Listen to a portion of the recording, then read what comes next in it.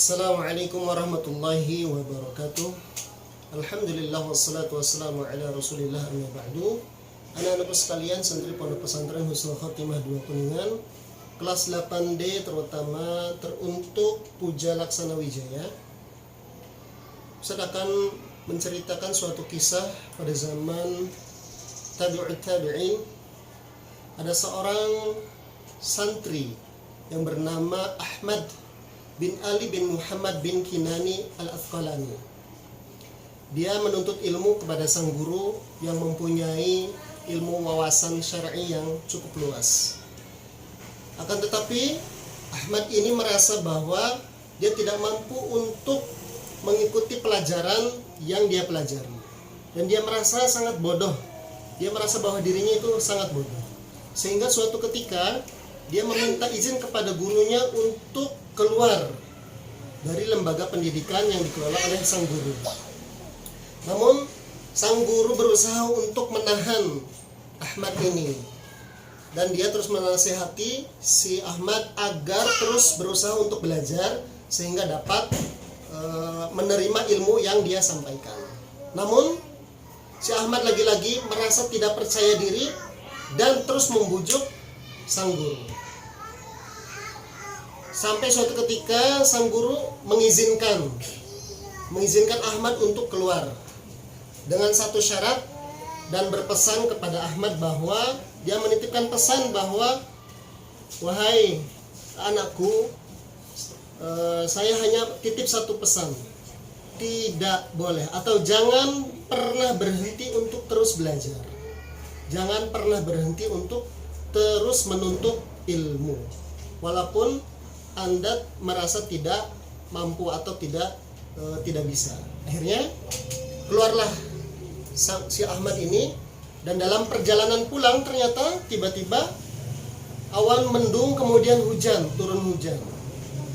Dan akhirnya dia memutuskan untuk berhenti terlebih dahulu, berhenti dalam perjalanannya dan berteduh di suatu pohon, dan kebetulan di pohon itu terdapat goa. Namun yang terjadi adalah apa? Hujan terus deras begitu ya. Akhirnya apa? Ahmad masuk ke dalam goa tersebut agak lebih dalam sehingga tidak membasahi badannya begitu. Dan di dalam goa tersebut Ahmad mendengarkan suara gemercik air. Suara gemercik air, akhirnya dia penasaran mencari sumber dari air tersebut. Ternyata apa yang terjadi? Air tersebut turun dari sela-sela lubang gua, menetes, dan tetesannya itu menyentuh batu yang sangat besar.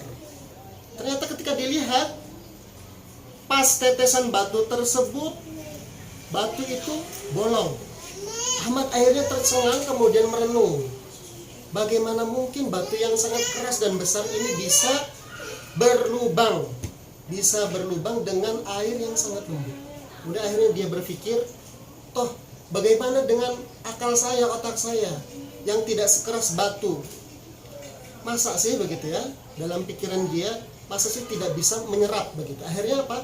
Dia merasa kembali bersemangat, kemudian memutuskan untuk kembali kepada gurunya dan menuntut ilmu.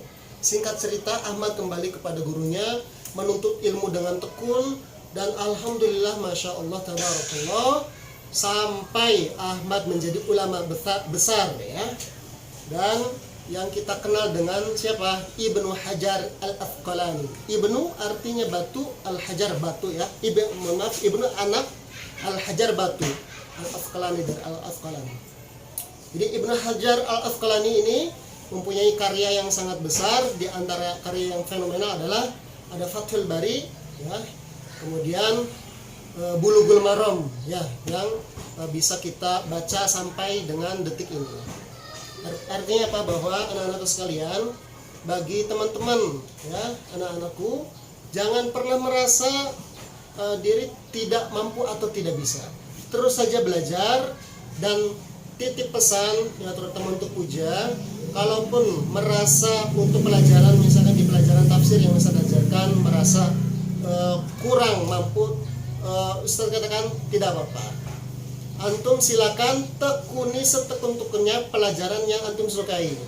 Untuk pelajaran misalkan untuk tafsir kurang diminatin, tidak masalah. Yang penting minimal standarnya saja. Ya, antum misalkan